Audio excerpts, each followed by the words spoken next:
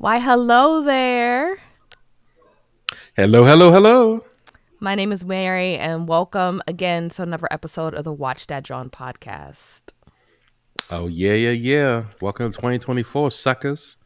The Oh, is first this our 2024 first? recording. This is our first episode of 2024. That We is. released we released episodes. We Leave the World Behind in color purple in 2024, but this is our first 2024 recording. No. Oh, yeah. Okay, yeah, you're right. Yeah. This is our first recording. Yeah, this is the first studio session in 2024. That's crazy. Quickly, how do you think 2023 has been to you? 2023, A little year and wrap up.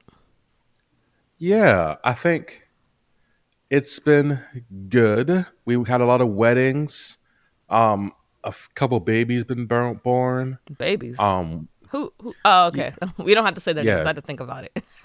Yeah, no, we had a couple babies in the family born. And We outside the had a family. few, and outside the family, yeah, we had unfortunately a few deaths this year in 2023 as well. A lot of deaths. Um, Yeah. yeah, yeah, decent amount. But I guess that kind of come with every year. You got births, you got deaths, you got marriages.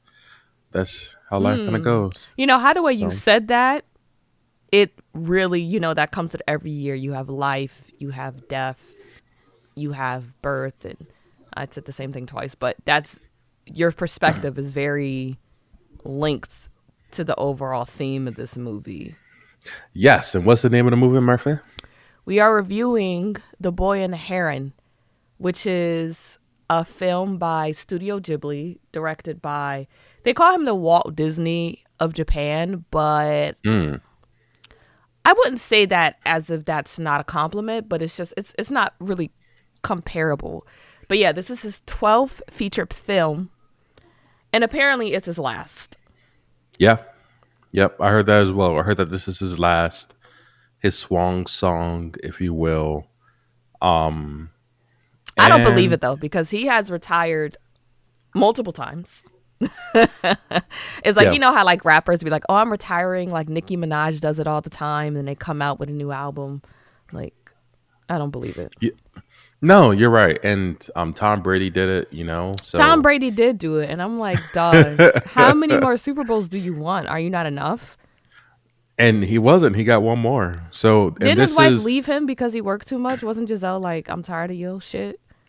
yeah, that's what they say, but Tom Brady's okay.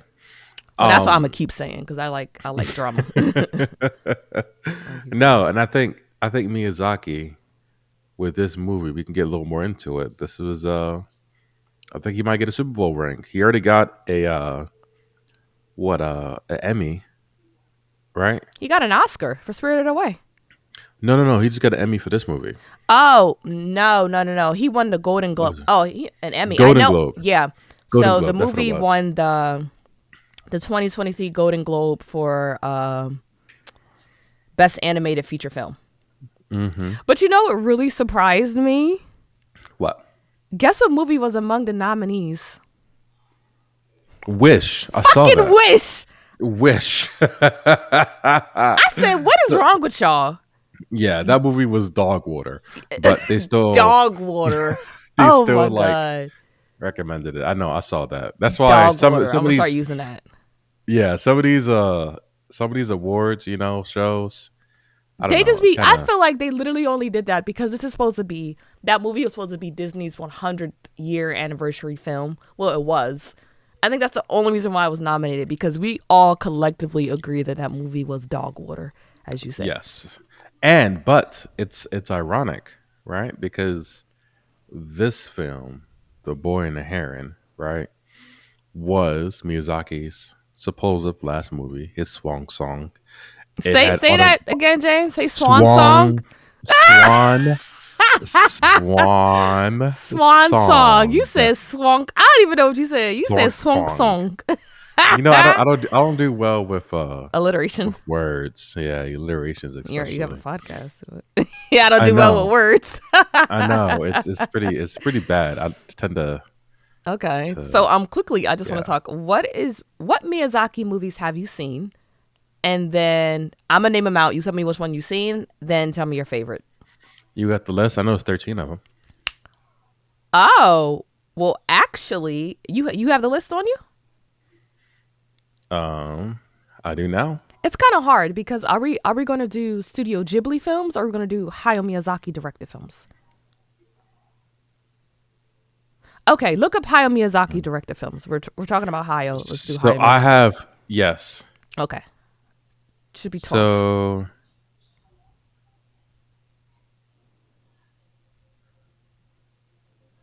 do do do do do. Okay. I don't know why I started this because some of these names I can't pronounce.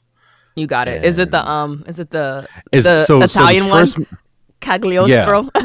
Yes, Lupin the Third, the Castle of Cagliostro. All right. And Cagliostro. He took Italian too, guys. I'm just letting you know this, telling all your business. No, I have not seen that movie. yeah, no, I have not either. Yeah, I have no idea what it is. Yeah. Also, and that came out in '79. So this dude making movies for a long time. Mm-hmm. The next one is Nazusaka of the Valley of the Nasuka? You Wind. haven't seen Nasuka in the Valley of the Wind? Nasuka. I have not seen Nasuka. Okay, I've seen No. Nasuka. Okay, I have not seen that. It came out '84. Okay, so I got one so far. Castle in the Sky I've in seen it. 1986. I got two. You haven't So seen it? Castle in the Sky, I might have saw it, but also it's so similar to Howl's Moving Castle. It's not at all. It just has the So name Castle in it. just naming that. Okay. I mean, Miyazaki does have a lot of recurring things in his movies. He loves a female heroine with short hair Mm-hmm. and a long Yeah. biliary dress. Or Yes, okay, so have you seen? you're right. Okay, there's a name. The next one. Okay, Well, I'm gonna just keep going yeah, through them. okay. The next one is My Neighbor Totoro. Totoro. Yeah, I've seen I've that. seen that. So cute. Kiki's Delivery Service in '89. Love that I've movie. seen that. Porco Rosso. I never seen that. We just watched Nin- it. 1992. Nice. Pretty good. Princess Mononoke in '97. Okay, you seen that? I seen that. Don't remember it. Okay, Spirited Away, 2001. I've seen that. That's Of probably course. that's probably my favorite. Yeah, Howl's Moving Castle seen in that. 2004. Probably my second favorite. Ponyo in 2008. I think we saw this. You've seen Ponyo. Hmm. I Oh, don't know when, but I might have put it on when I was at your house one day. But you've seen Ponyo. The Wind Rises in 2013. I never seen that. The Wind. I think we just saw it. Who's on the cover? Is it like a boy in like a page boy hat? I guess you can't. You don't know. Yes, I've seen The Wind Rises. Have I seen that? Mm. The Wind It's like Rises. What does it a say? girl with a parasol kissing, like painting, and someone's Okay, kissing no, I her. haven't seen that. I'm thinking about another movie that I've seen. It's about an aircraft engineer, which is No, I a haven't movie seen that. has a dream to design airplanes. Okay, I would love this movie. I haven't seen Okay. that. Miyazaki also, he loves planes. We'll talk about that later. But yeah. Oh, number 12 is The Boy and the Heron. Okay. So I have I seen thought 10 there of were 13 them. movies. No, You've this seen is 10 12th of them. movie. This is just 12th movie. Oh, okay. Yeah, That's I've seen kinda 10 of about them. How many have you seen? Do you remember? it. Quick count. 2, And my favorite is also Spirited Away. 4, 5, 6, 7. I've seen 8. You've seen 8. Okay. So you've seen this Yeah. almost as much as I have. Okay. Cool. Yeah, that's not bad. Yeah, Spirited Away is my favorite. Then Howl's Moving Castle. Then Kiki's Delivery Service. And we just go from there. Then Princess Mononoke. But Yeah. Spirited Away, the soundtrack is incredible. I thought Ariadne. House of Ariete, that's Studio Ghibli, but I don't know if that was Miyazaki directed. Miyazaki. Yeah. Mm, Yeah. okay. Okay, so Okay. yeah. So going back to The Boy and the Heron, I watched this interview of do you know let me say Guillermo del Toro? Guillermo del Toro. He He's a sounds director. familiar. He's a director. Mm. I wish he directed, remember that movie you were afraid of? It was about this Spanish girl. Dunvilly. Wait. It was this What's that? little Spanish girl in like wartime, and she went to this world where she met a fawn man, a big scary fawn man. And Oh, you're talking about we like It's oh called like it's not Pinocchio. It's something very. It's a no, very it's like fantastical movie. It's like a yeah, fable. but it's not animated. It's No, like it's not like animated. No, it's not animated. actual niggas walking around. Yeah, No, yeah. I know what you're talking about. I got to find the name of that movie. Crap. But Is anyway, he's okay. yeah. Do you want to look it up? You want to? Because Yeah, it's called something. It's the tip of my tongue. It's a good movie. You watching at yeah, Carly's house? Spanish horror movie. It wasn't horror. It wasn't. It was like it Oh, was a dark sort of a fantasy movie. And then the little girl died at the end or something like that, or she was dead the whole time. I don't remember, but keep going. Okay. I'll find another movie. So he was doing a TIFF interview, and then he said that the structure of his movies, Miyazaki's, is not bound by the Aristo-Italian Western three-act structure with the setup, conflict, payoff, and resolution. And I feel like this is definitely true for The Boy and the Heron, where I feel like Pan's Labyrinth. Pan's Labyrinth. Yeah, is that Guillermo del Toro? Guillermo del Toro? Or did I make that up? I did everything I could to find the name of this movie, Mary. So I don't know. Do you say Does it say who's it directed by? All right, hold on. I gotta look it up now. We're going down a rabbit hole, y'all. No, it is. But it's gonna It bother is. us if we don't fulfill it. So Yeah, yeah, that dude, okay, Del Toro. okay, yeah. Yeah. So yeah, he said it, and I feel the same way about Miyazaki's movies, where he does not follow the typical three-act structure that we're used to. You know what I mean? And do you know? Three act structure. Yeah, the three-act structure. I took notes on it before. Let me see if I can pull it up. Yeah, so it's pretty much just how pretty much every story that we're told, the flow that runs with the three-act structure. So, I mean, he says it, even though it seems like more like four acts, really. But let me see. Do, do, do, do. Dude, have you watched Space Jam? Oh, the setup, confrontation, and then the resolution. Okay, So the yeah, setup is like exactly. the introduction, Yeah, like the point of the plot, and then the confrontation where the main character that's needs to when take. the change happens, when the story really Yes, takes place. he And needs to take action, yeah, and the stakes get really high, and that's yeah, the critical point. yeah, And the resolution is the crisis, and they have to go fix it at some point. yeah. And I realize Miyazaki's movies, it doesn't really do that too often, and I do kind of prefer that because I do very much appreciate that flow of a story because it makes me feel satisfied. It just makes more sense to me. That may be why Spirited Away is my favorite, because yes, it's a vastly creative movie. The movie's incredible, but it's like the plot itself is very easy to understand. Like, She's trying to get her parents back. it's a three-act structure, you know. She's spirited away to another realm. Her parents get turned to pigs. The goal is to save her parents, and along the way, she makes friends. Plain and simple. Yep. Yep. This, And then, yeah, keep going. yeah, this movie isn't that simple. But what were you gonna say? No, I was going to say this movie, it starts out, where he loses his mother in the fire and he tries to cope with that, and his father moves him, and then um conflict ensues, and then more conflict, and then more magic, and then more conflict, and eventually there might be a resolution, I guess. Like, so There's a resolution within the character himself, but as far as, how do I say it, like the actual story coming situation together, and yeah, and like wrapping at up. the end, Yeah. his problems are still problems. He just knows how to, I guess, accept it now. Yeah. So, do you know You what this know, movie is based off of? it's based off a book. Yes.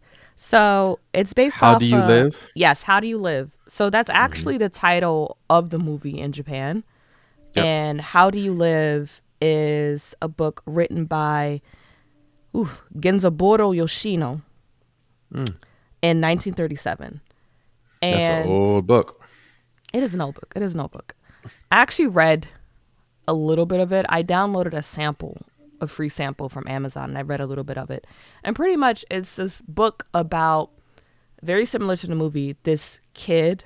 Um, they nicknamed him Copper. His real name I think is Honda Junichi or something like that. But his uncle gave him the nickname of Copper because he's kind of like a really contemplative, philosophical kid. So he gave him the nickname Copernicus, but then, shortened it to Copper. So Mm. it's about this boy named Copper, and his father dies. And they move from him and his mother. I think they moved from Tokyo to the suburbs. Mm. And when he's living in his suburban home, that's when his uncle, his mother's brother, visits him a lot. And they start having conversations and start writing each other's letters. And pretty much it's about Copper learning about the world, realizing that the world doesn't only revolve around him, that there's so many people in this world and they're all living different lives. And that perspective, he says in the book, he says, let me, he says something along the lines in the book. He says, he was standing on a rooftop with his uncle in Ginza, and it was raining heavily, and he was looking down. And you ever have the sensation when you're staring at something that everything kind of blur together? So he's just staring Yeah, at like like you down in can't the streets of focus. Ginza. Hmm. Down in the streets of Ginza, thinking about how many people are in these houses and how many people are in the world. And he said, man, if the world is water, is the ocean, then we are just water molecules. And just Mm. realizing that there's so many people, like he said, he's watching this bicyclist ride his bike. And he's like, it's crazy to him that this bicyclist have no idea that he's being watched. And his uncle's like, Mm. there's probably people watching us and we have no idea they even exist. So he kind of became, just really aware of himself. And that gave him more perspective when it came to dealing with hard things, like dealing with bullies in school, you know, dealing with the death of his father and just growing up. So that book is kind of like, it's weird because it's supposed to be like a book for children, but I'm like, by Western standards, this is not a book for children. It's not a book for children, no. Like No, no, no. It's too real. it's It's too complex. like It's not a it makes story. you yes, Yeah. it makes you self-aware. And I think that's exactly how so one, the book is loosely, very loosely Yeah, like yeah, no, it's not a direct themed adaptation. and based off of the movie, but the movie is still very complex Yeah. and is very mature. Like there's a um in a very opening scene where But wait, I want to talk about the um book a little bit more. Unless you okay. want to. Okay. I just want to, because I think there are some parallels, even though it is loosely based. There are some parallels that I found between the movie and the book. But even Mm-hmm. with the foreword for the book, uh, the author said, "This is such a strange book and such a wise book. I wish I had been given it as a small boy, but I suspect I would have found it puzzling or even dull. A Mm. book-length essay about how we live our lives, interpreted by the story of a pre-war schoolboy in Japan dealing with friendship and bullying, or a story about growing up, bravery, cowardice, social class, and finding out who you are, interpreted by essays about scientific thought and personal ethics." I can't Well, imagine myself reading that as a child. no, I would have put the book down I immediately. would have put it down. I would have put it down. And it's interesting. And there's obviously like connections to the movie, like we said. Like you said, the movie starts off and Mahito realizes that his mother died in the fire. Mm-hmm. And this movie takes place in, it's your favorite war, James. What time period does the movie take place in? World War Two. World War Two. And the first thing I saw Hold on, real quick. when crazy 70 points. Okay, you done eating? Yes, I'm done eating for now. So let's Okay, go. time in. Okay, yeah, that's what it's saying. James took a snack break. But You just gonna blame my dinner. yeah, you did. How is mozzarella sticks your dinner? Hashtag girl Hey, dinner. don't be putting my nutritional facts out there, okay? He ate mozzarella sticks and pigs in a blanket and And called it and dinner. she continues, yes. Sam's Club, son. Well, yeah, Sam's Club, son. Anyway, so yeah, this movie is based in World War II and around the 1940s, and they said it's actually based in the during the Pacific War, which is a theater of World War II. Do you know what that means? Probably just a time because World War II was Very a big. lot, Yeah. right? It was in Europe, for America, it started in Hawaii. So Pacific War and specifically was when America um, joined the fight and we start directly bombing Japan. Mm. And we bombed Japan using napalm. And napalm was a new chemical that I'm pretty sure the Dow chemical plant figured out by accident. And they figured out they found a way to make a fire that was almost impossible to put out. Mm. And they figured out a way how to weaponize it. And that's when the scene first opened up, Mm. and what's his Mahito. name? Mahito was woken His up father comes in. Yeah. Yeah.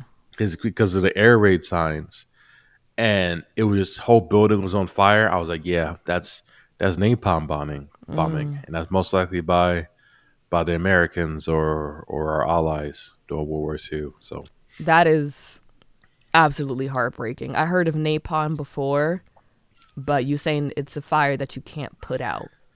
basically, So, yeah, it's like an uncontrolled fire. and Yeah, imagining a woman working at a hospital dying from something like that and her little boy finding out, that's very sad. That's very sad.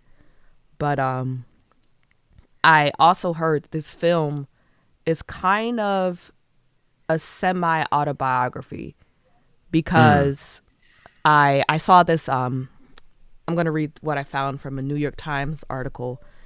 It says in 1944, when Miyazaki was 3, his family fled Tokyo for the countryside. His father worked in a fighter plane factory, and young Miyazaki's earliest memories, he said in interviews, involved war and fear. yeah, So, yep. yeah. So, what did you what I thought was interesting, what did you think of that scene of Mahito running through the streets of what is Tokyo? It is Tokyo. Of Tokyo Mm-hmm. to the hospital, and what did you think of the art style of that? It looked kind of thumbnail sketchy. Thumbnail sketchy. What do you mean? Thumbnail sketching is very loosely drawn quick sketches. Oh yeah. It's not fully like It's not fully formed rendered. out. Yeah, Yeah, no, they use that. Yeah, now that you say that, animes in particular use it a lot during action they scenes sure do. where they don't fully draw out the person's faces, their features, just like Mhm. their facial expressions. And no, I thought that was really um traumatic. And like I said, because I knew understood the historical aspect of it, I knew immediately what it was. Mhm. And I'm like, yeah, they that building's on fire. Yeah. And sure enough, it was. Yeah. So no, I thought it was I thought animation up and down throughout the movie was absolutely beautiful. Yeah.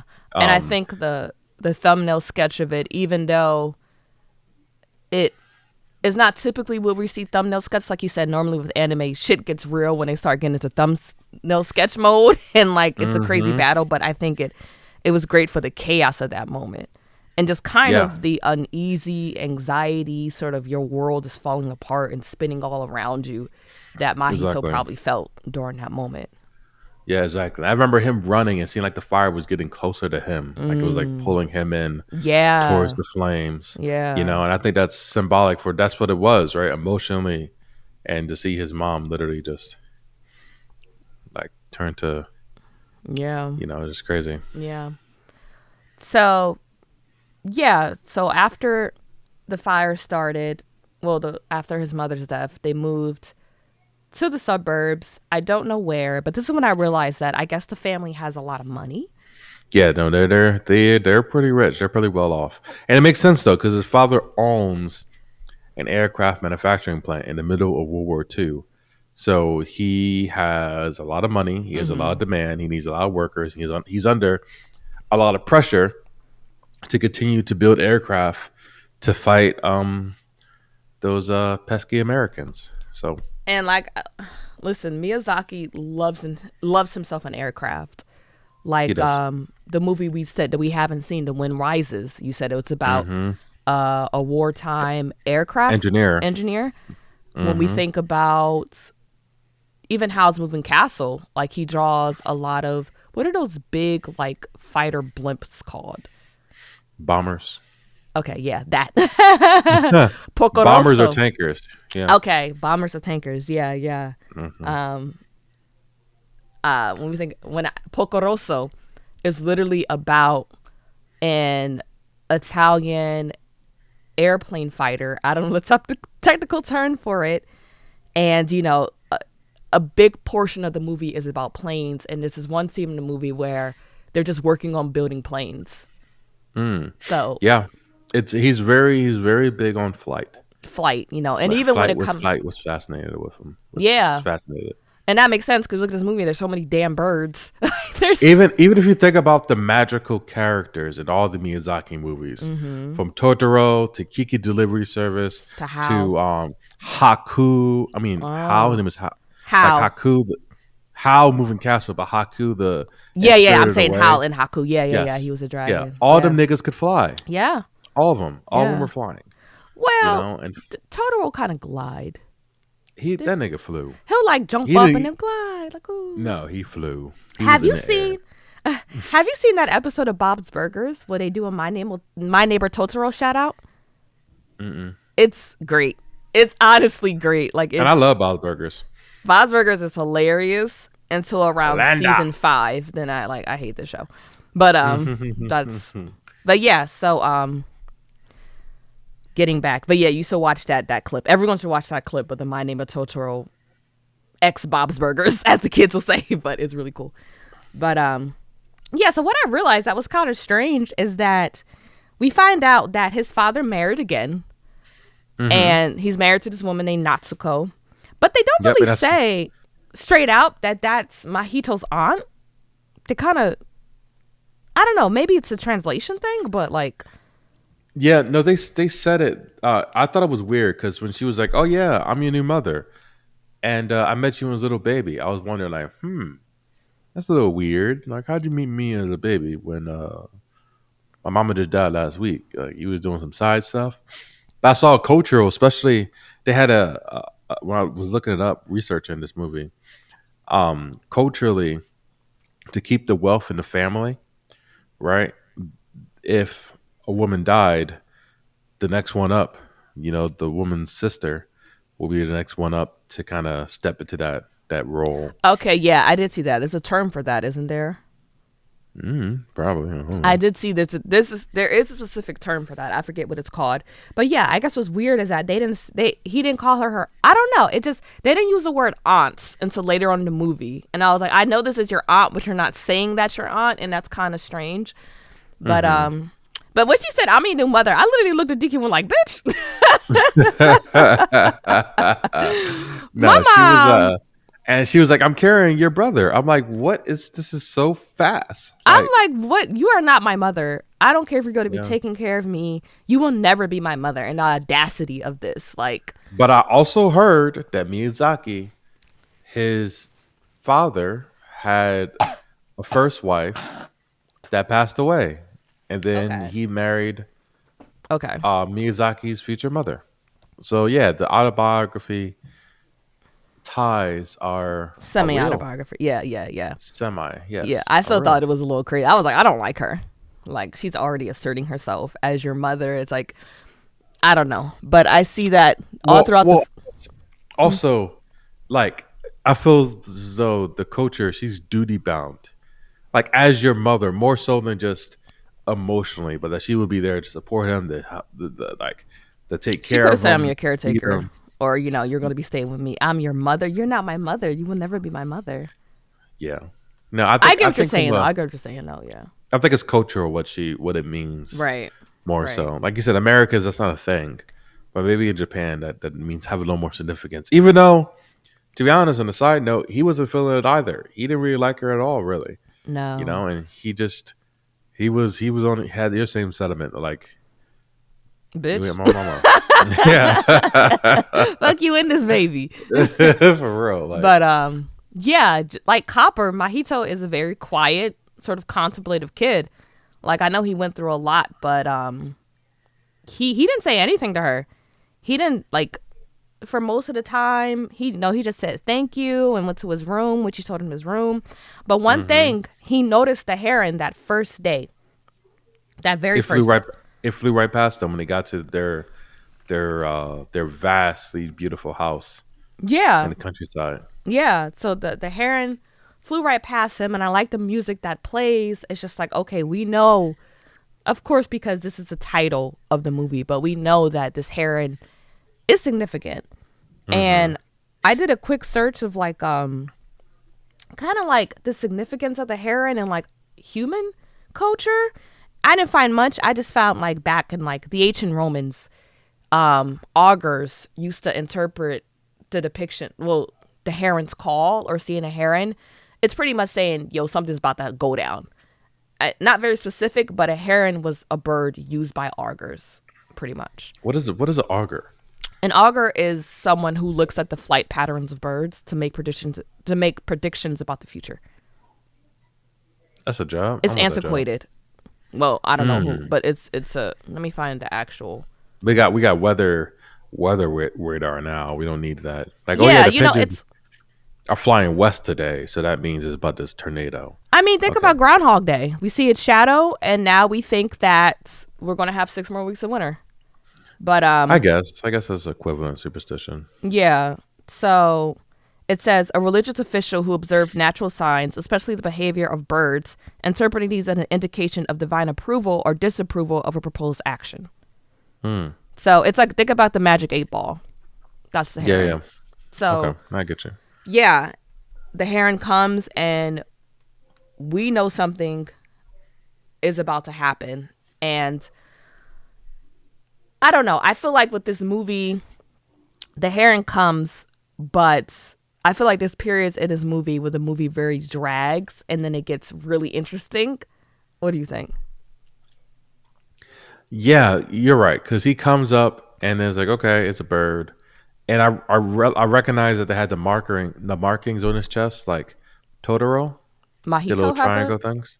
No, the herring, Oh, he had like the fur pattern of the little.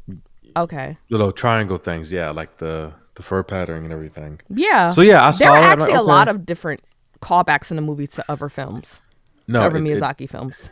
there was, but but yeah, when the heron flew up or whatever, and he just kind of looked at it and walked around. No, I agree. It did start off slow Yeah. because he was adjusting to his environment. He had all those nosy maids that were going up and Looking through his spying on him, things. essentially looking through How'd you his feel about things. the And the old lady gang? oh, yo, one of them looked just like the big old witch, off of Spirited Away. Uniba? No, Uniba, his sis. They have the same face. It's Uniba, Yes, and what was the other name? Uniba. I want Uniba. to say Waba, or It was I don't know. Uniba, and oh my god, These names are whatever. complicated enough. They But didn't. They yeah, didn't she look had at like all to me like those women. yes, she did. She Not had to the whole me. big old mold on her head and everything. Go No, look it up. it looked like it was in very much in Miyazaki style, but they didn't look like her to me. I know what you're You're saying, but crazy. it didn't look like her to me. No, you Because when always you been that way. yeah, You always been like that, like, oh, that don't look like that person. I'm like, yo, Mary, it's literally the same person. No, it don't look like it. it's Their not. eyebrows are up and the person's eyebrows is down. I'm like, No, Mary, because I'm it's like rough. how do I say it? It's like he looks like an old woman. She looks like an old woman drawn in the Miyazaki style, but she doesn't look like Uniba to me. But the fact that you're saying that doesn't sound crazy. It makes perfect sense what you're saying. But hmm yeah, I kind of wondered what their purpose was with the film. I understand he's rich, and I guess, and when you have money, you have a lot of ladies in waiting, Mahito and Natsuko. And I Ladies guess, in waiting. Is that what you mean? yeah, that's what I said. No, ladies in waiting mean like servants. Yeah, yeah. So I'm just kind of like, I don't. Oh, now you're showing me a That's the lady picture. with the head. Yes, I'm showing you a picture. That's the lady with the head. And you telling me it don't look like I see the resemblance. I see, but I it's the would not get same. them confused. It's not the same. I didn't say get them confused. I said you look like her. just like They her. resemble, not just like they resemble each other, but we can go on about this forever. But yeah, I guess I didn't think the story needed that many women, especially since Kirito was the only one who really had a significant Mattered. role. Yeah. But I do realize that Miyazaki, he kind of likes drawing groups of something. Like, I think he just likes drawing groups of women. Even when the scene first starts and like the women are kind of like huddled around Mahito's suitcase and like a group, and they look kind of like liquidy, like they're all melding to one another. Mm-hmm. Like he likes doing that. When I think about moving forward, when we see the Wara Wara, the unborn spirits, Yep, yep, yep. how they group together. I think about there's this one scene of Pocoroso where these badass little girls get kidnapped by pirates, and there's a bunch of them, and they're just rowdy, and they seem like they're like diglets. They just move in a group. So Mm. I think he just likes that. He likes that aesthetic. But did you feel as though Mahito, even though he's going through a lot, he seemed like kind of like a snob, didn't he? He seemed like a snob. So, um, They always say master, master, and I get it. It's a different time, but like it's also time and culture too, he seemed a little And arrogant. well, he was also raised in privilege, Yeah. right? Like he expected the woman to look after him, and he even expected, to a degree, his new mother to look after him as well, and he didn't want to necessarily be bothered. Even in school, when like he first got in a fight, you know, Hmm. um, I don't know, it seemed like he knew that if he hurt, like when he picked up that rock, which was a very graphic scene, when he took the rock and smashes his head. First, when he grabbed the rock, I thought he was gonna go and try to kill one of the kids, but when he took it and smashed his own head, I was like, "Dag, this dude is trying to get out of school." So You when he know? went to school, I noticed that his classmates were laughing at him and making fun of him. But I looked at his classmates, and his classmates look a lot poorer than he did. Yeah, they had their hair like super cut short, and They looked like they were they in were like farmer's clothes. Like they looked like they were kids who exactly probably worked more than they went to school. And that's probably exactly. why they bullied him, because it's like, oh, you're this fancy new city boy. You think you're better Hmm. than us. Yep. And what did And you he think? fought him. He Yeah, he fought him. fought He back. didn't. He didn't just let them beat him up. Yeah, he fought back. But what do you think it meant when he hurt himself with the rock? I don't know. Okay. And I thought about it a while. I thought that maybe he hit himself with a rock, like I said, to get out of school. That's what I Maybe thought. he wanted attention. That's what I originally thought. I was like first I was like, okay, he's going to hit himself with a rock and then say that the kid who he fought did this. And then, But he didn't snitch out the he didn't do kid. that. He didn't do that. He just And stayed then I home. thought, oh, he just wants to stay home so he can go looking for the heron. But that wasn't the reason either. But then later on in No, the he movie, he wasn't even interested in the heron. Then he didn't care no, no, because the at heron that came point, into his room and started talking after he was in like his coma. But before that, he just saw it and was mildly interested, but he wasn't following it. He did no, he the because he didn't tower, he wanted to, I thought he did that because he wanted to go back to the tower. I think before he hit himself with the rock, that's when he found that the tower tower and he tried first. to crawl in that small space. Okay, that was before the rock. Okay, Yeah, okay, yeah. yeah, yeah. Going back to the tower really quickly, I was like, I thought he could fit too, and I was like, oh no, that step is right there. He could not fit in that small space. He But I really got liked how the strapped. way it looked because I'm like, I don't know. I'm just always impressed by the art of Studio Ghibli. It's like, It's it's beautiful. a small thing, but it's like, wow, we can really see how small this space is. You're not going to fit. Mm-hmm. But yeah, he later in the movie he showed his scar to grand uncle in the other world, and he said, "This scar right here, where he hurt himself, is a sign of my own malice." Remember he said that. I do remember that. So what do you think that means? Do you think it was just him, just kind of? Do you think it was like a self-loathing sort of response, where he just wanted to hurt himself, or maybe he needed an outlet for his pain? Yeah, maybe it was an act of self harm, like how It definitely was an act of self harm, but you know what I mean? Like, why? I don't know why no nigga hit his head in the rock. So what do you only thing I think? could, Do, only do, thing do I you could agree think with me of. that you think it's like it's something where it's like maybe like a like you know how sometimes people they may like cut themselves so they won't feel something else. Hmm. Yeah, maybe. I don't know. I guess I would. Yeah, I have no idea.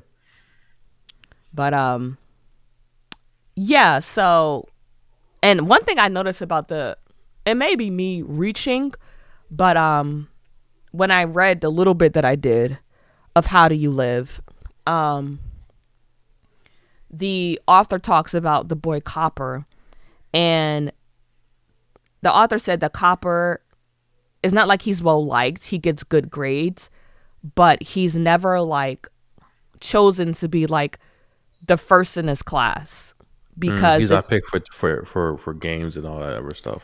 no, he's athletic too. It's just when it comes to like academically, he's never like the top student.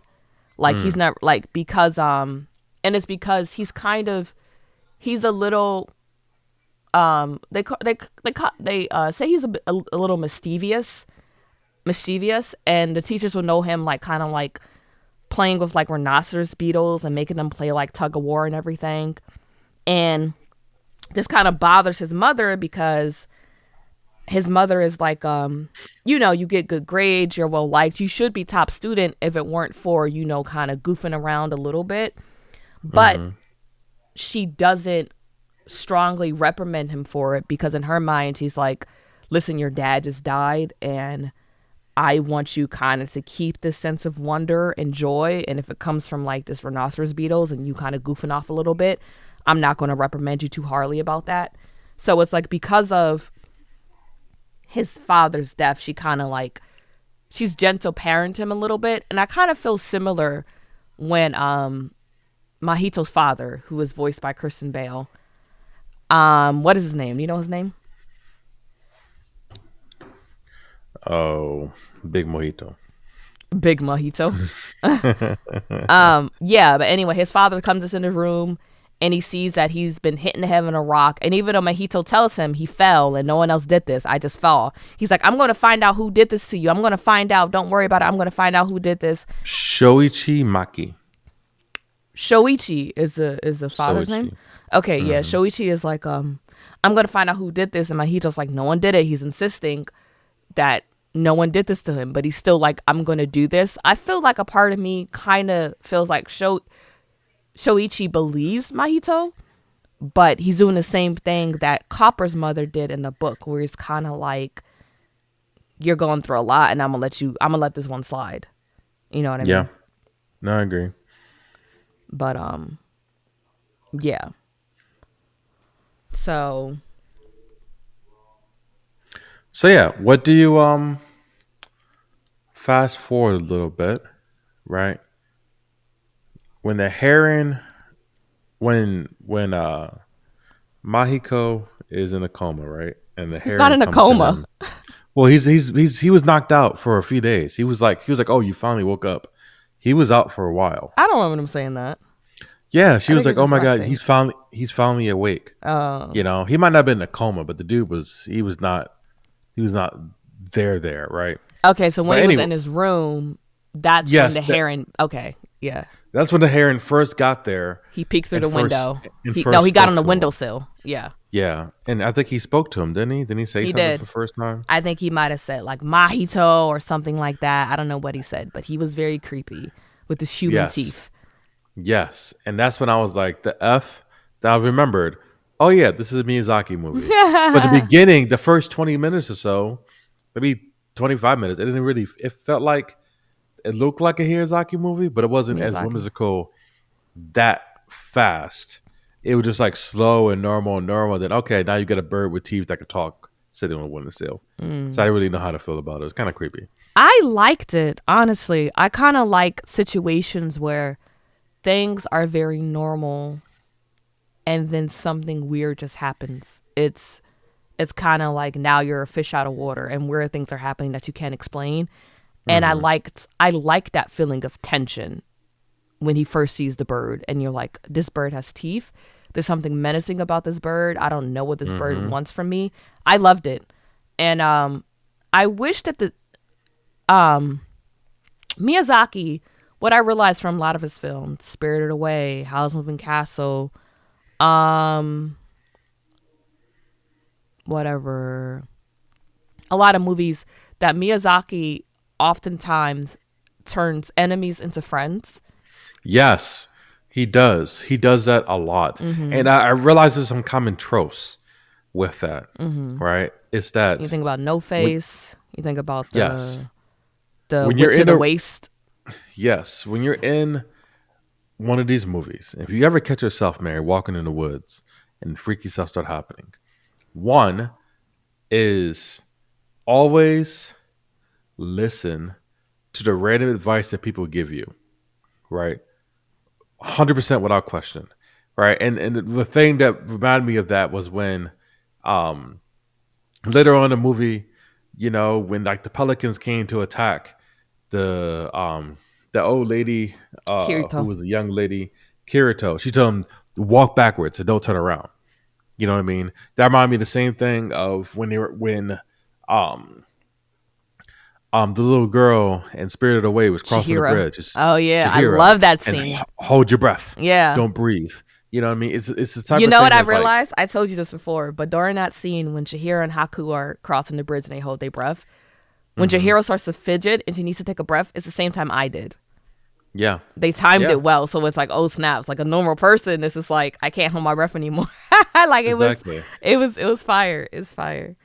But Yeah, but you're right. So that's a common trope, right? Is yeah, that he likes that. one, listen, like basically obey without question, but also don't trust your navigator, the person who's pushing you through the road. Be cynical of that person, right? And What do you mean? that's Why do you say how. that? Well, because like you said, the blue heron. I mean, the heron, right?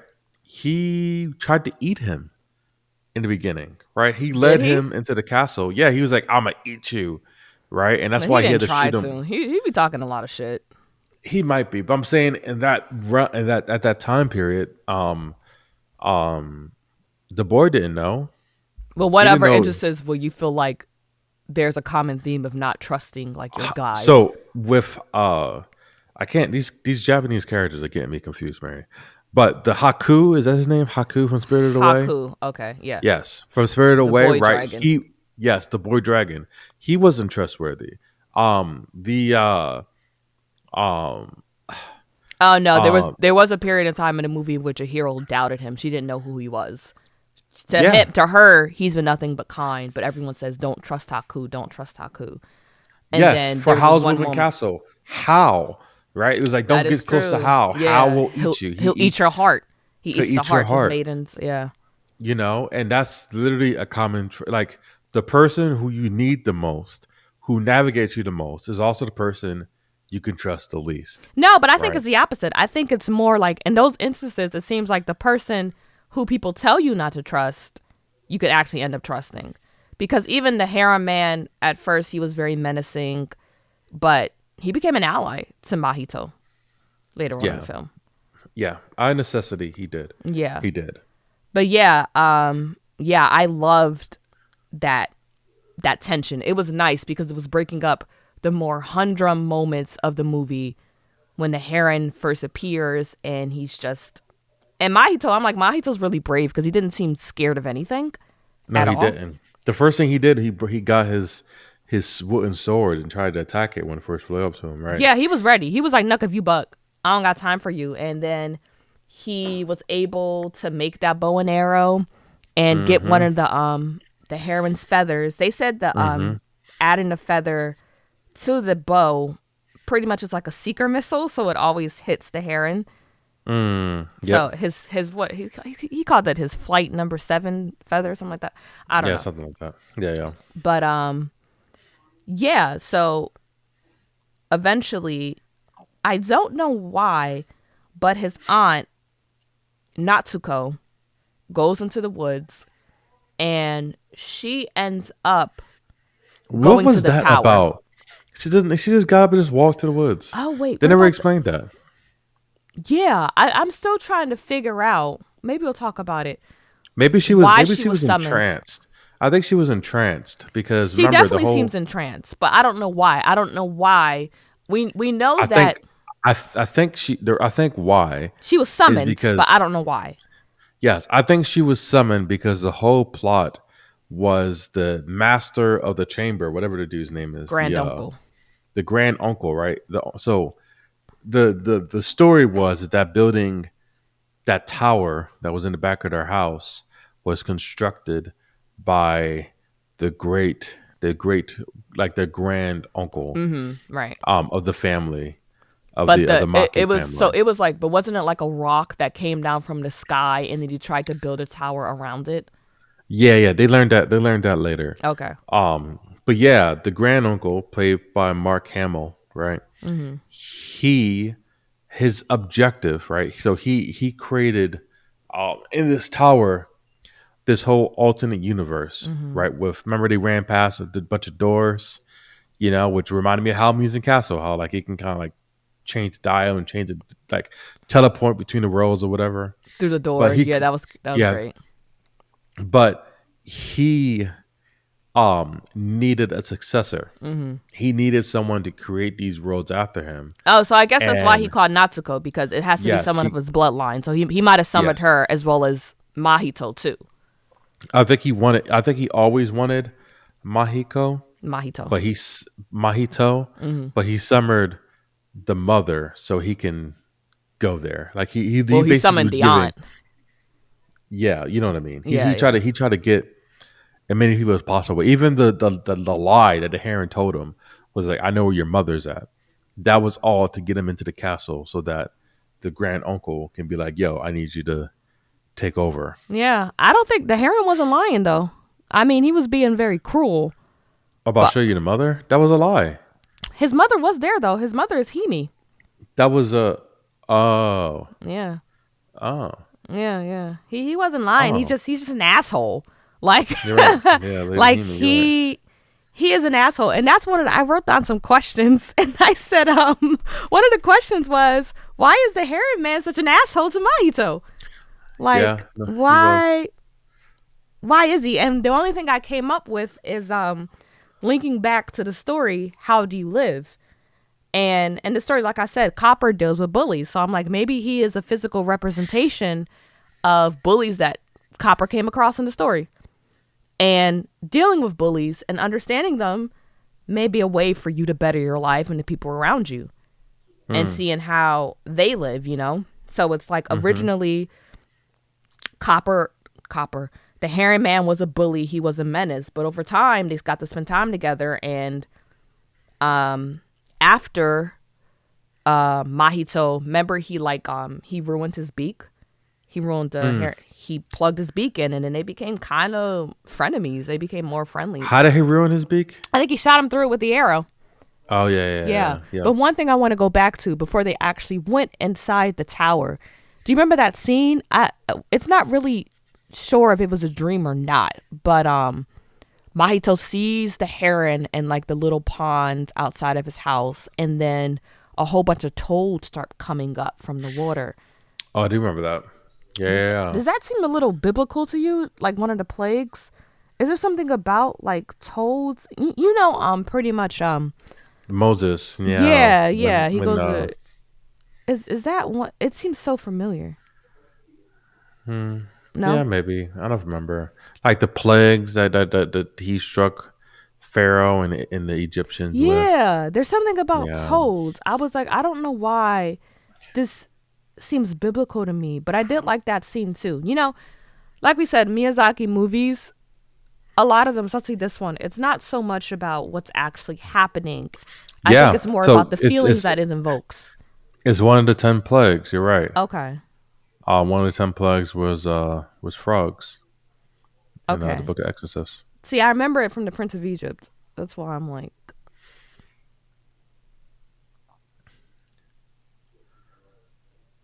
in the Yeah. book of Exodus. Okay, so what do you now that we have some context, what do you think that could have meant? So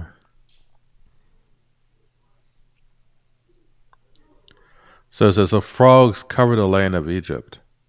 Okay. So um Because first is the why would frogs be a A bad threat, omen. Yeah, like what is a it bad about omen about frogs? Are they frogs? 'Cause bringing disease? the first thing that happened was that the Nile turned to blood, Okay.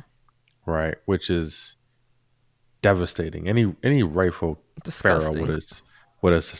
The Nile was the only main water supply, so that turned into blood. Should have been like, yeah, y'all can go. And then I guess the frogs, and it Well, starts they with said God gnats and hardened his heart, flies. so he wasn't thinking rationally. No. I'm saying Pharaoh, he could have gave up. The No, they reason said why, God hardened his heart to make, oh, yeah, Pharaoh's God heart. made Okay, him stubborn. got you. But but yeah, I don't know. I guess frogs, one, they're gross. They carry diseases. They just are everywhere, and just yeah, just a gross thing. And that's exactly what they did to little boy. You know, they kind Yeah, of just covered him up and yeah. everything. But yeah. So that's and another thing that reminded me of. We talked about this in another film too. Like you said, when he went to what I'm calling the world of the dead, and he first meets Kirito, and she tells him not to look back after she performs some sort of Exactly. spell. Yeah, it reminds me of Lot's wife and everything. But yeah. So yeah. One theory I have about that, we learned that there's a man inside the heron, which makes me wonder, did the heron eat a man and that's why he's now the heron man? Because it's like the heron gulps and the man goes down. But sometimes when he's talking, you see the man's bulbous nose poking through. Mm-hmm. So I'm like, so we know that in the world, there are legitimately birds of prey in that other world, the world of the dead. Yeah, that eats everything. Yeah, between the parakeets and the The pelicans. pelicans. Yeah, I'm just like, okay, so did the heron eat a man and now he's a heron man? Like, yeah. I think I don't know. yeah. I think that That's just my mm, theory. I could be completely it, wrong. yeah, he could have ate him, but I don't think he. I don't know. The movie's weird, and Miyazaki is weird. So I think just the hair. I think the Heron Man taking off the mask kind of humanized him. Like we're no longer afraid of him after he Yeah. has the whole head off. You I can actually just see start to that. like him a little bit. I'm like, Yeah, oh, there's just here's like the ugly, the fugly but cute sidekick. yeah, Yeah. exactly right. But when it was But I just was, the like I said, bird, I was a little disappointed because I like, I'm a, I guess I'm a dark person. I like them. I like, ooh, this dude is scary. Like, what's he gonna do? But yeah, yeah, no, I thought it was I thought it was interesting, and how like you said the heron did change over time, right? I thought one funny scene was when they were in the parakeets like hideaway or whatever, and he just kind of threw on like a parakeet mask and just walked around. No one could discover him. Like it was obvious you're not a parakeet dude. You know what I mean? Just I don't know. I thought they found ways to kind of work together, and he saved them. He saved Mahiko a bunch of times. you keep saying And Mahiko. what is his name? Don't you have the cast list right in Mahito. front of you? I can't pronounce these names. It's like Told you. mojito, but with an A. Mojito. You drink mojitos, don't you? But yeah. So yeah, I don't know. That's my theory. I think yeah. So Yeah, yeah. one thing that I feel like is really interesting. This is jumping forward a bit. So we later find out that well no, let me go the way I want. So they get into this room and Kirito is with him. The one of the old nannies follows him into the room, and that's where you meet the grand uncle. And the grand uncle said, "I summoned you here, like the pelican, not the pelican, like the heron man said, you've been summoned." And Hmm. he orders the heron to act as a guide for him. And I'm just kind of like, so a guide. Ultimately, the heron man was to guide him to the grand uncle, but she was right there when they first went into that room that looked like a bit library, and they saw, well, Mahito saw his mom, who wasn't actually his mom. She was like a water clone. Yeah, Is it I more like think, more like a revolutionary guy? Like I want you to see every part of this world and don't just bring him straight to me. yeah, Okay.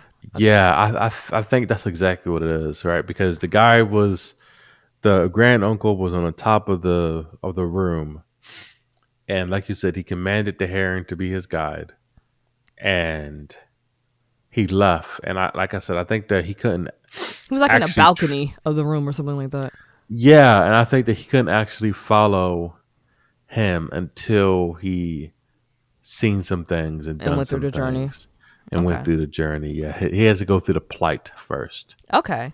So one thing I You was know. wondering, when they fell through the floor and then he arrives at this ocean world, Hmm. dumb freaking birds were so scary. Like, They were what do you think was beyond that big golden gate? hell, Why do you think it was just hell? de- just death, right? I think I don't know. It didn't seem natural, right? You know how they say like the pearly gates, like the afterlife. That's what it reminded me of. But you You think it know was that like that hell in the skies? no, I thought it was absolutely hell. I didn't think they wanted to be in there No, or but I mean, do you something. think the pearly gates was like actually the gates to hell, disguised as the gates to heaven? The pearly golden gates. Mm. Well, on the other side of it was a graveyard. Heaven's not supposed to be a Was it? graveyard. Yeah, that's what Well, no, I'm going after you because you said the pearly gates, and I'm like, well, the pearly gates I'm lead to saying. It heaven. looks like the pearly gates, which Oh, reminded, and but it's also a graveyard. So I'm like, this is probably hell. that's what I'm saying. So, do you think it's something where like they're tricking people to believe it's heaven, but it's really hell when they go through the gates? No, because if he didn't have help by the if that lady on the boat Well, didn't I help mean, does him, the Kirito? Well, I mean, do you mean like, do you think the gate itself is supposed to be like confusing and deceitful? So people will go through the gates being like, "Oh, I'm going to heaven," but it's like, "Nah, you went through hell." maybe, maybe. I forgot what words was written on the gates. It Oh, was there like were words written on the gates. He yeah, who, it was yeah, they like said, "He who enters shall die." yeah, yeah, but I think he who enters shall die, or he who follows shall die. I forget. Something like that. Something like that. But then the Yeah, pelicans came and bum rushed him, and that's yeah, when no, Kirito saved him. no, you're right. Yeah. What do you think of the Pelicans? They were super creepy. They were super creepy, and I wish I know. I just wish I would have got a little more context about what was happening. Because another thing Miyazaki does, and I like it sometimes, but sometimes I want a little more. There'll be like very magical elements or something like that. Like, okay, when he got pushed through the gates, Kirito came and she did that little spell, I guess, to purify him or something. And it's like he does that in other movies too. I remember once again in Spirited Away when someone discovered that a human was in the realm. Haku blew like this breath, and I don't know what it did, but it was some. Remember, he went like, and he like blew a breath, and like leaves came out or something like that. It was a very small Hmm. scene, but there's a lot of in a lot of his movies there are like small spiritual sort of spells people do, but you don't really know why. And for this moment, I did want to know more about the pelicans. Like we learn later on that the pelicans eat people because they were brought into a world where they have nothing else to eat. And that's why they eat everything. That's why they eat the wara wara. They don't have anything else to eat. But I did want to know more. What was that gate? Like what was really about it? But you know, They said it was similar to the Gates of Hell and Dante's Inferno, Dante's and it says Inferno. and it says the gate said that those who seek the Creator's knowledge shall die. That makes sense. Those who seek the creator's knowledge shall die, because it's like when you think of even about the Bible, Adam and Eve, they were tempted by the devil to have all the knowledge of God so they could Hmm. become godlike. But you can't do that if you're human, so I guess that means death, Yeah. because you have to, your physical self has to die, and I guess you have to be reborn as a deity. But Yeah, I wish I, because it seemed really interesting, and I'm just like, I wonder what this is about. But Miyazaki loves to work in ambiguity. He's Yeah, like, no, I think it was a Dante's Inferno reference because even um the main character in that story, what Don Quixote, who? uh Don Don Quixote, Quixote. Don yes, Quixote. Don right. Quixote is like a super big like souvenir store in Japan. They're everywhere. Oh well. Yeah, Don Quixote. You can get a lot of good souvenirs there. They said that he lost himself by reading too many books, right? And I think that's even like the grand uncle, right? He made the world, and he, in theory, had all the knowledge of the world. But if you want to obtain that knowledge, um, you would die. You know what I mean? It's just too Mm-mm. much for one man to kind of handle. You know what I thought? What something that I think it's a theory of mine. So we know that when going back to the human realm where Shoichi, is that his dad's name? Mahito's dad? Anyway, when Mahito's dad and the woman were sitting down and they didn't know where Natsuko or Mahito was, one of the old women told him in the story about the rock in the tower. So the rock fell from the sky, and Natsuko's and Mahito's mother's grand uncle tried to build like a tower around it, but the tower collapsed and a lot of people died or got injured. Mm-hmm. Yep. And it reminded me of the Tower of Babylon a little bit. You remember that story? Mm-mm. Didn't someone try to build like literally like a stairway to heaven and it collapsed, or God had them speak in different languages? It didn't work. Pretty much, it didn't work. But what's interesting to me is that, okay, now the grand uncle is in this other world, so I'm going to call it the world of the dead, and he's tasked with stacking these sort of Jenga blocks to try to create a better world. And that seems like a direct reflection of what happened in the human realm. Because he tried to build something and it didn't work, a lot of people died. Now he's kind of reflecting that same thing, trying to build something good. You know what I mean? Yeah. But failing Yeah. and creating this monstrous world where birds are all over the place eating people. Yeah, and not just that, but in the real world, the tower was shaky. His tower was shaky and unstable, and he said there's so much malice in the world, and obviously at the time, World War II was happening. Mm-hmm. We just got out the first World War One in the early 30s. So it Mm-hmm. was a lot of turmoil, and I think the tower collapsing, right? I wondered if that corresponded to like when the Pelican King, right, came up and like The destroyed the Parakeet King. tower. The Parakeet King, yeah. I think that I don't know. This might be a stretch too, but I think it No, I want to corresponded hear to your the theories. the That's why I be bombing. asking. Yeah, the bombing of Nagasaki. You You said know, what? Say it again. the bombing of Hiroshima and Nagasaki. You Just the way think? that I think it's correlated, right? Because towards the end of the plot, the war was ending, and the big cataclysmic event of that tower being destroyed, it seemed like it kind of correspond with World War II ending. And the biggest thing in World War II that changed the course of history was the dropping of the bombs, and I thought that was like the ultimate form of malice, you know what I mean, that humans kind of showed by dropping a weapon that can Yeah, kill, that was a new form of malice. You're absolutely right. Yeah, you that know. was. Um, but yeah, this movie showed me. I think we underestimate like birds. Like when you think about like a lot of birds are apex predators of their environments. Like herons Yeah. are apex predators of their environments, well, their ecosystems.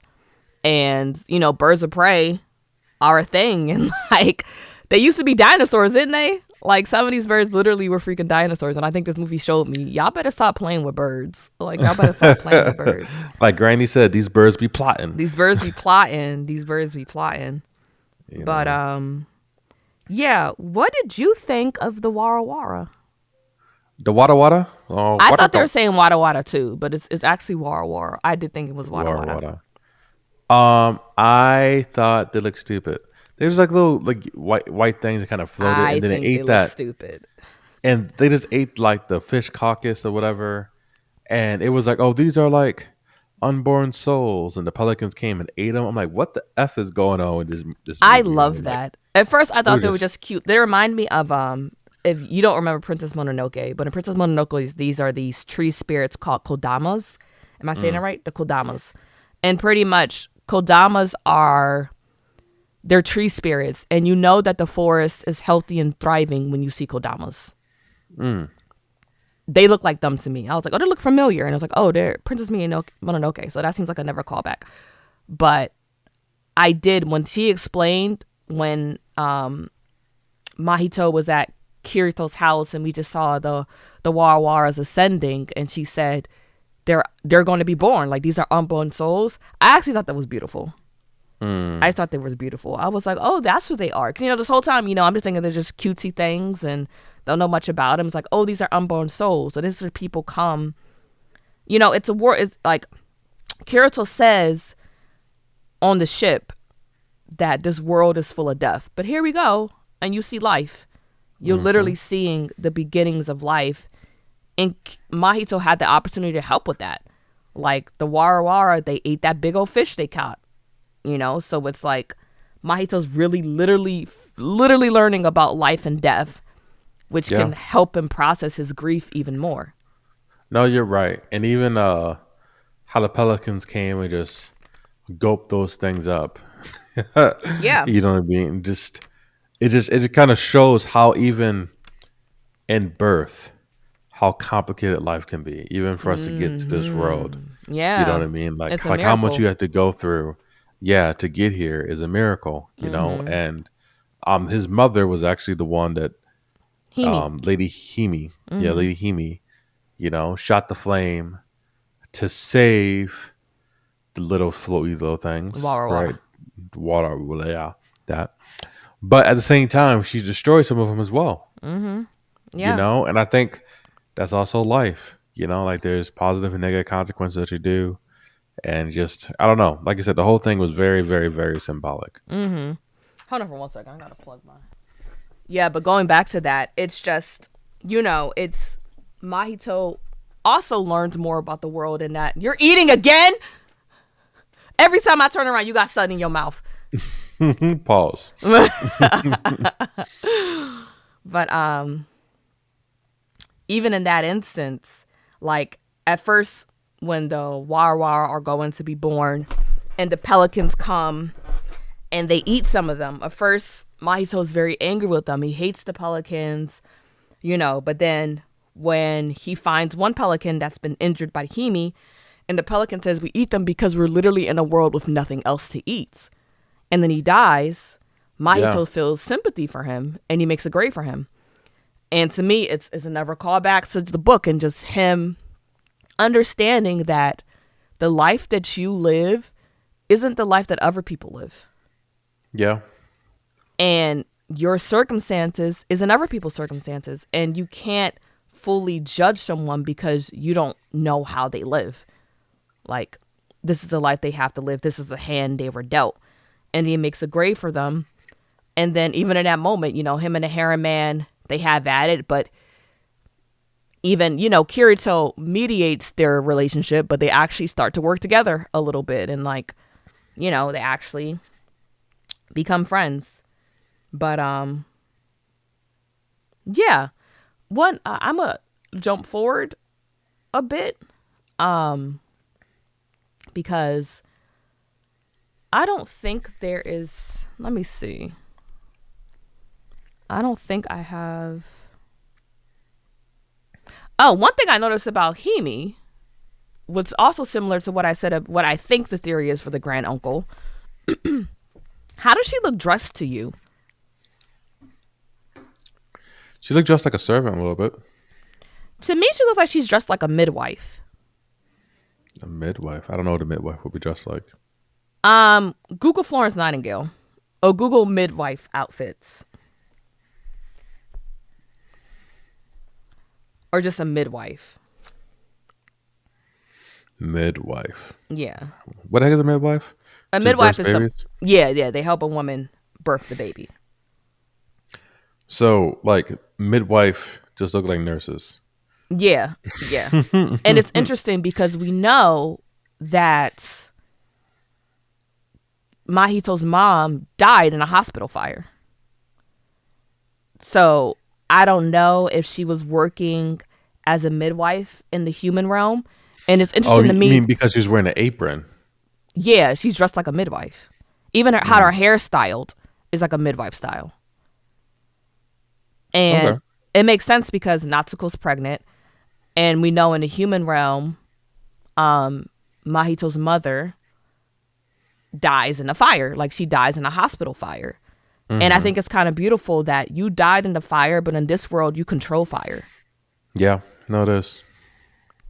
Like you've taken control of the thing that killed you. And now you're using fire to help bring other people into the world and you're using it for good. So I thought that was really cool. No, you're right.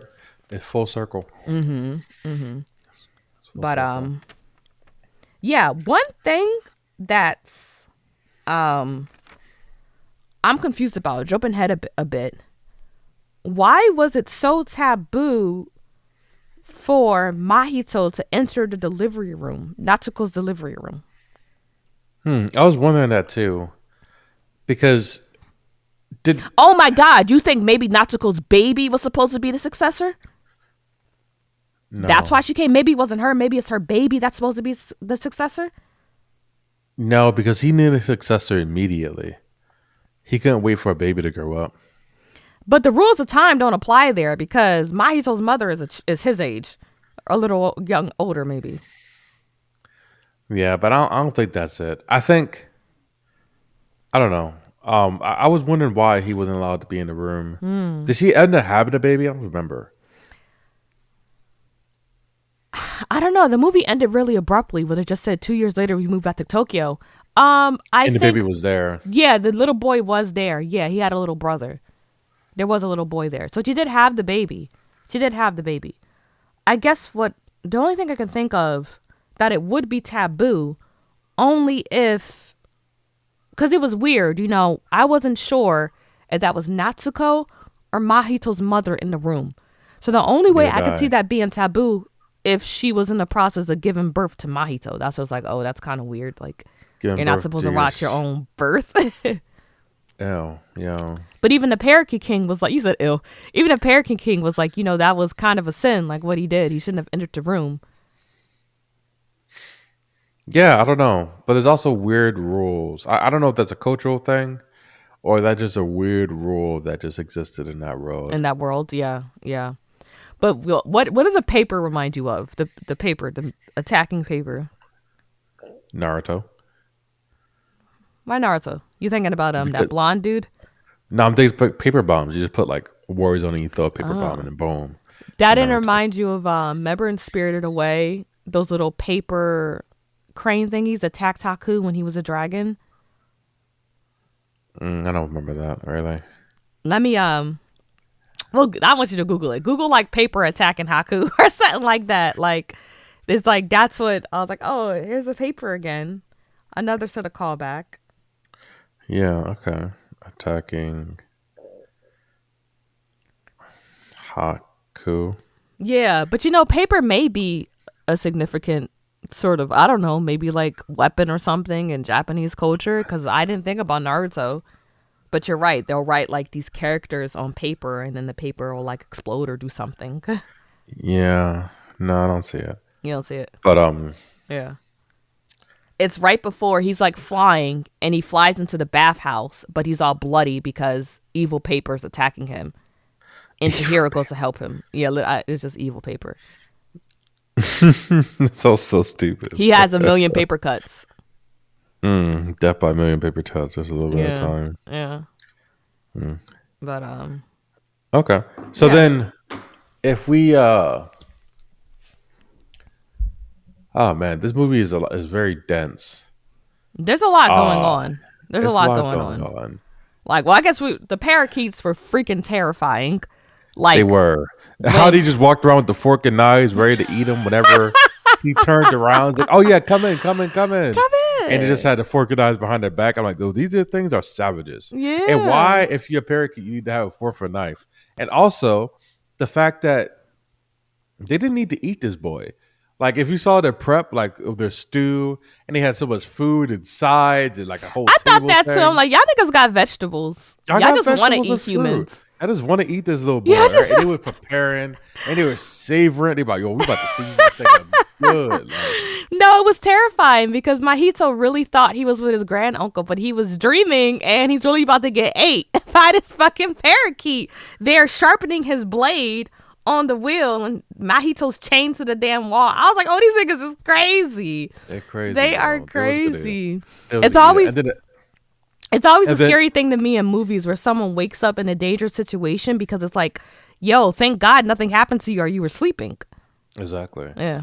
So the Parrot King's motivation when he gave like Parakeet his King. speech, yeah, the Parakeet King. These words, man. Parakeet King. When he was like, I'm gonna go talk to the grand uncle Granduncle. about such as I forgot what he said. He What was kidnapped his Himi. deal? So what I saw was that I guess I don't know what he wanted, but he wanted to present Himi. He kidnapped her to the grand uncle. I Why? do not know why because I'm like, did Himi not have access to the grand uncle this entire time? Could she not have went there herself? Was she avoiding him for some reason? Why did he feel the need to capture her to bring him to the grand He uncle? wanted And if he he wanted a did, what did he bargaining want in chip. return? Yes, but I'm like, why would she be a bargaining chip? Was she afraid to go see him? Like, why would you need to capture her? Did they not have a good? They seemed like they loved each other, Himi and the grand uncle. So I don't. Maybe he didn't know that. I don't know. I guess he knew he was looking. He knew grand uncle's looking for a successor, so he kidnapped Himi, and I guess he didn't know that you didn't need to kidnap her. I don't know, and maybe he was bargaining for I don't know, maybe better conditions for him and the other parakeets. Better conditions. He got a whole castle. He's the king of the thing. Well, maybe he just I don't know what he Maybe wanted. Maybe food. We did see them feasting, but maybe food was still very scarce. I don't know what he. I didn't know. I don't know what the trade off is. yeah, I You didn't know. get it. It was confusing. Yeah. And then like when he went up and when he kidnapped Himi and they were the Heron and the boy was running after him and he like cut down the bridge and everything and the whole thing Yeah, was how weird did and funky. Mahito survive that? He cut Yeah, that bridge to pieces. he He did. was like, he cut. I thought he was gonna stop. This nigga kept cutting. He cut some more. I said, Mahito Yeah. dead. Yeah, and he was just all that rubble just kind of fell on him. Yeah, But I listen. Like, I feel like this work is Miyazaki. Just, I feel like he directs movies based on visions that he has. he's just gonna wake up and be like, "Oh my god, I'm about to make a bird be evil and eat humans." Yeah, But like I like with said, fork this and one. knives. Yeah, I really think he has these visions, and they're beautiful and they're strange, and he just like I'm put it together because even if you don't understand it, you're gonna enjoy watching it Yeah, because it looks that is good. true. And that's I feel like that way with every Miyazaki movie. I didn't understand I don't it. think everyone. I don't think Everyone, this no, because everyone. you like I said, we you understood Howl's Moving Castle, you understood Spirited Away, you understood Princess Mononoke, you understood this one is a strange one. This one is the more straight Nausicaa and the Valley of the Abstract. Wind. Yeah, it's abstract. Yeah, that's a great word for it. So This is an so so abstract visualization of a book. so what do you think is the main theme of the movie? I think the main theme of the movie, well, when I think about Mahito's decision at the end, he found some blocks that weren't tasted by mallets, and he had the option to stay in the world of the dead, and really try to, I guess, stay in the world of the dead, and try to make a perfect world, a world where he has his mother is there, and he doesn't have to go back to the human world where he's motherless and sad. You know, he could be God of his own world. But he chose instead to go back to the other world because even though it's filled with grief, it's war, you know what I mean? There's a lot of bad stuff happening in his own world. I think he realizes that that's a part of life, and he's strong enough, and now he has the tools to deal with the highs and lows of life. And I think he realized that even though things are really bad back home, it's a life worth living. Yeah. Like, so I think the story, the overall story, is like what the book says about a young boy learning, I guess, for one thing, how to not be so. Children have a very egocentric view of the world. They do. So him realizing that, like I said, there's so many people in the world. You are not the center of the universe. You know, they even said it in in the book, the letter that Uncle writes to Copper. He said, you know, back then, oh, I forget who, some philosopher decided that the sun revolves around the earth and we are in the center of the universe. And he says that kind of reflects our beliefs as people, that we are the center of the universe and everything revolves around me. Galileo? It might have been. I don't know anything about philosophy, but it might have been Galileo or astrology, whatever it falls into. And he said it mirrors, the uncle said that mirrors our ideas about humanity. And yeah, I think Copper realized that I am not the center of my own universe. I'm only a small part of it. And if I can understand how other people live, I can make the lives better for the people around me and for myself, because we're all in this together. We're all water molecules in the ocean. Copernicus. Copernicus. Okay, Copernicus said that. I guess that's why he called him Copper. Yeah. Copernicus said that is why he called him Copper. So yeah, Copernicus had the what's it called? The heliocentric theory. No. Copernicus said it was the right one that said actually we revolve around the sun. Yeah.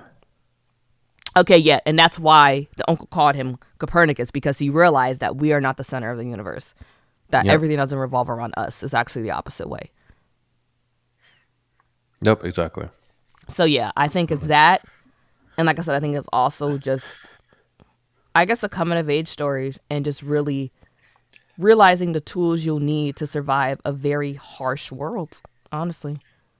Yeah, no, I agree with you. I Mm-hmm. heard I saw this other interpretation that the grand uncle is actually Miyazaki, Mm-hmm. and that Miyazaki was for a long time looking for a replacement for him, Mm-hmm. right? Because he is retiring, and like we saw, he was making movies for the past 40 years or so, Allegedly retiring. allegedly, right? But he's 82 years old, Mm-hmm. so if he doesn't retire now, he'll retire soon, right? And I think that if you think of it like that, that he is the grand uncle, then the world that he created was just magical world, the Studio Ghibli world, right? Where um he can control, and it was like far fetching and far reaching. That's why all the characters kind of looked alike and everything. And I feel like with this movie, where he didn't really find an absolute successor, They said that he really backed off for this movie. They said most movies he's very micromanaging. He he doesn't overlook anything. Like he'll go in and hand draw things. If it's not perfect, he'll yeah. do it over again. But he said he took a lot more of a hands off approach for this movie. Yeah, and maybe that's what it is. Maybe instead of passing the baton, like some people be like, yo, man, I put all this work into this.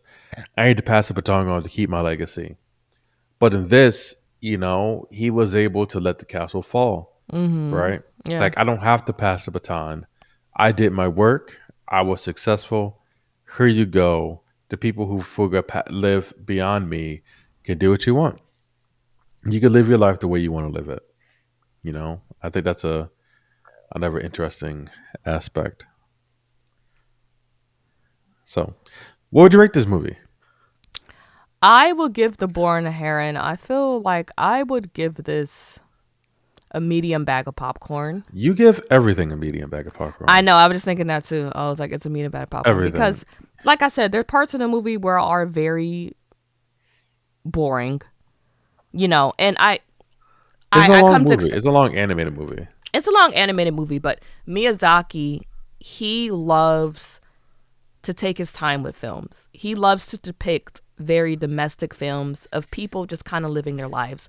Like even when we think about in this movie, when Kirito rescues Mahito, they feed the war. Well, they feed the war. Then they go to her home.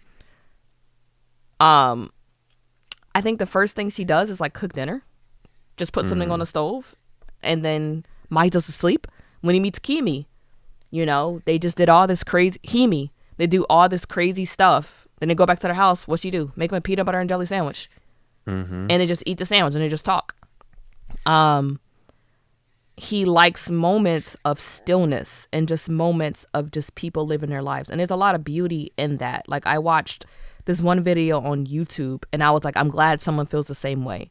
I love Spirited Away. It's my favorite one of my favorite animated films. I'm gonna keep going back to it. But that scene where Chihiro's on the train, that train that runs in the middle of the ocean, and she just sits there with with the little no face dude. It's quiet, nothing's happening. But listen, Joe Hisashi, he composed all of Miyazaki's films except for one, which is the Casto Cagliostro, the first one. I think he composed all of them.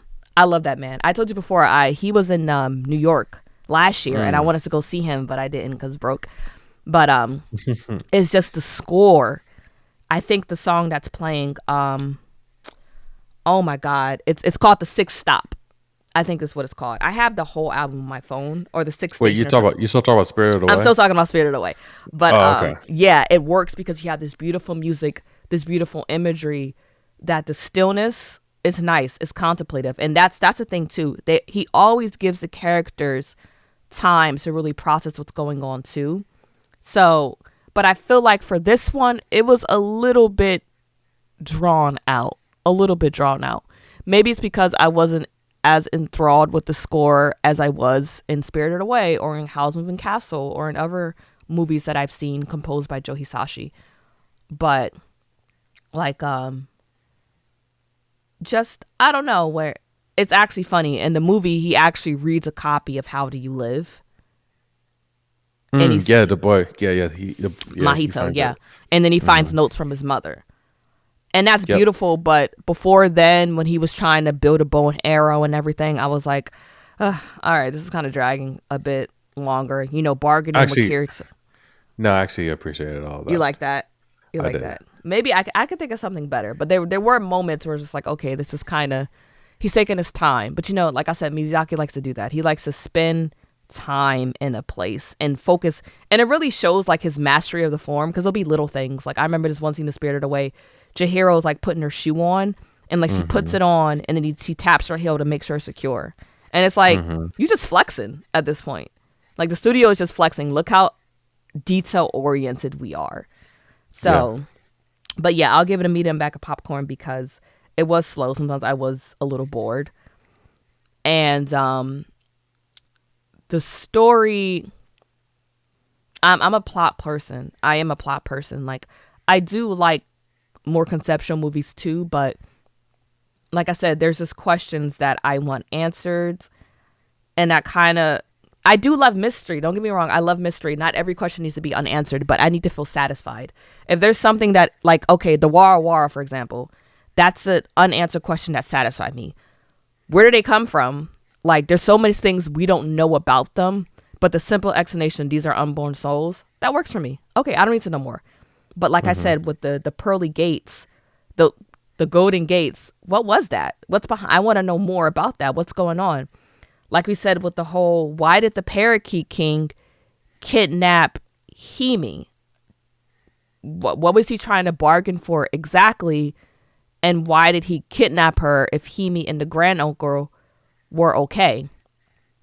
I think, why is Himi's name different from Mahito's mother? I don't remember what her name was, but it wasn't Himi in the real world.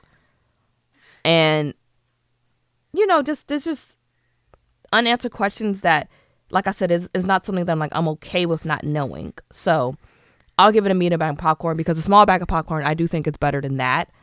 A small bag of popcorn I reserve for movies that I did not enjoy.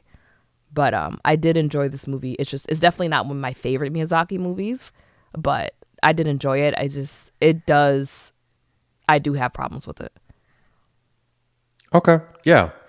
I give it a large, and the reason why I give it a large is because this is one of the only movies that, like, I love his movies because I always leave confused, let satisfied, and I saw the gems. I thought that um he did what Wish couldn't do with the Easter eggs and just like the call outs to old previous movies that we talked about in depth about how we hated how Wish rushed it, or it was just so obvious, like, oh yeah, like this dude is from, I don't know, like another movie, or He said, "Okay, just, Bambi." I was like, "Oh, that's so yeah, like, corny." okay, Bambi, exactly, like stuff like that, right? This It was might have been more. funny if I haven't seen it in the trailers. That might have been funny, but yeah. I didn't see it in the trailers. I didn't think it was funny, but Okay. no, I think this movie did a very good job of literally just staying true to form, and I thought it was scary You don't think sometimes. it I was thought it was redundant? no, and that's why I also appreciate it. I'm like, yo, he's doing some of the same things, but it didn't feel redundant, Yeah, that's good. Yeah, I and agree. It didn't feel redundant. no, and the theme is so deep. I think that we still people don't really agree on what it really is. Does remind you of Leave the War Behind, where it's literally up to your own interpretation. Yeah, but Leave the World Behind was a little cleaner than that. Like you can see how it closes or whatever. But this You one, really don't, though. It ended up with a girl watching Friends. I know, but I'm saying, but this one, I don't know. I thought it was a masterpiece, and I think it's gonna win a lot Hmm. more awards this year because it's being his last one. Because I do think I don't think that's huh I said allegedly. allegedly, yeah, and I think that I don't remember the music, but I tend not to remember scores, especially if it's not The just. soundtrack's on Apple Music and Spotify. Yeah, but I don't know. I think I want to watch it again. Um, and really sit down and watch it again. But no, I enjoyed Okay. it. I I could enjoyed it see a it lot. dropping on Disney Plus, maybe in like spring. Yeah, I saw it was like you could pre-order on Apple TV right now. It's $20. But no, I Oh, definitely I would have I done that. I would have done that and watched it again. Oh, well I pre-order. Okay, yeah. pre-order. I would have did it too, but no, I thought it was interesting. I liked how it had the realism from the war, which obviously Miyazaki depicts war a lot Yeah. and he's in these movies. But this is like, in my opinion, one of the most Have you ever seen Grave of realistic. Fireflies? No, I haven't. I don't know. That might be a Studio Ghibli film. It's not a Miyazaki film, but yeah, war. Yeah, he does it a lot. Yeah, it was very well depicted. Even like them creating the air, like the the aircraft manufacturer. You know what I mean? I don't know. I liked it. I liked it a lot, and I walked away in it with a sense of awe and Oh, Grave of confusion. Fireflies. Sorry, it's yeah. That movie was directed by Isao Takahata, and I think he was the main dude before. Yeah, he's the co-founder of Studio Ghibli. Okay. So it's not a Miyazaki film, but it is a Ghibli film, and that movie is about World War II. It's so fucking sad. Hmm. But yeah, no, I would definitely give it a large. I think it deserves a large compared to Okay, what I gave other movies large. Is like you what? know, I think I gave Luca a large. I think I might have gave The Color Purple a large. Okay. What? Um, What did you? What did you? Okay. Super Mario, I gave a large popcorn. Yeah. So do you feel like you like Easter eggs? I do when it well placed. Okay. I like references. A lot of movie references I don't get. You know what I mean? Until after the fact, like, oh yeah, they did do that. But this one, it just felt familiar. So because of that, I was able to accept a little more ambiguity because I know who the heck You I'm know, watching. yeah, that is true. You know Miyazaki, so you know what you're getting yourself into. Yes, if this was just a regular Disney movie and this stuff was like, wait, no, no, no, you don't have that grace to leave that up in the air. You know what I mean? But the guy who gave me Spirited Away and Howl's Moving Castle, do whatever the heck you want. I'm gonna sit here, I'm gonna watch it. It's gonna look beautiful, and I'm gonna smile and laugh and cry all at the same time. All right. Well, thank you guys for listening to another episode of the Watch That Join podcast. You can check us out on Apple Podcasts and on Spotify. I actually got an email today saying that Google Podcasts is going away. So you Mm, can't listen to us on there. But you probably didn't neither since Google Podcasts is going away. So, it's going you away. know, Yep. Yep. Yep. But yeah, guys, thanks for listening. We'll see you soon. bye.